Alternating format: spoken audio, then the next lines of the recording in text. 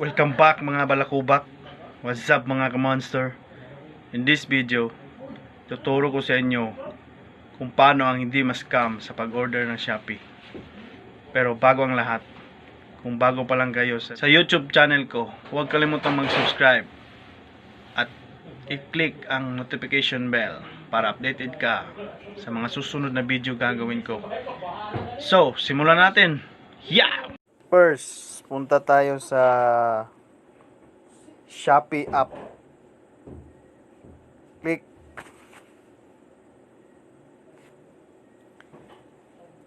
Make sure naka online ka gamit ang wifi or data.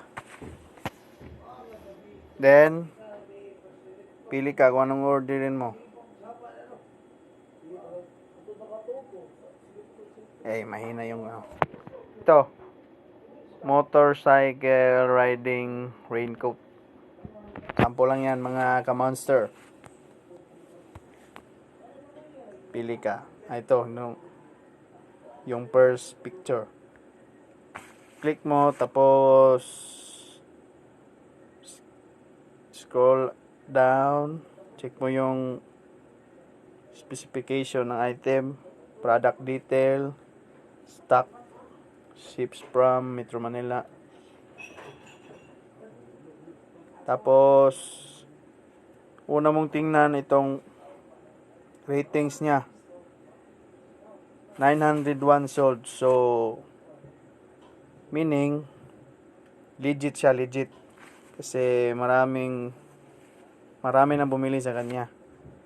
May 901 sold na sa product niya.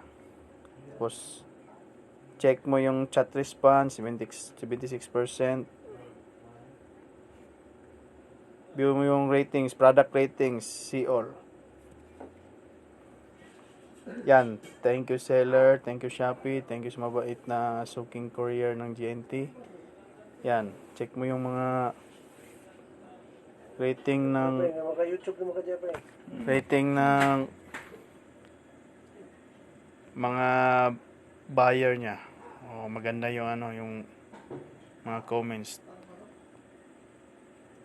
So, kung nakatulong ang video na to, don't forget to subscribe and click the notification bell para updated ka sa mga next tutorial videos na gagawin ko. Salamat! So, napakadali lang sundin ang tip na ibinigay ko kung paano ang hindi ma-scam pag nag-order sa Shopee. So, kung nakatulong ang video na to, don't forget to subscribe and click the notification bell para updated sa next tutorial videos na gagawin ko.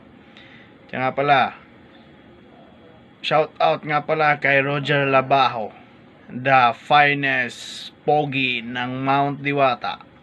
Shout out din kay Martirante ng Mabini. Kaya nga pala, comment down lang po sa mga gustong mapa-shout out at sa mga suggestions na gusto nyong ipagawa sa akin na tutorial videos. Bye!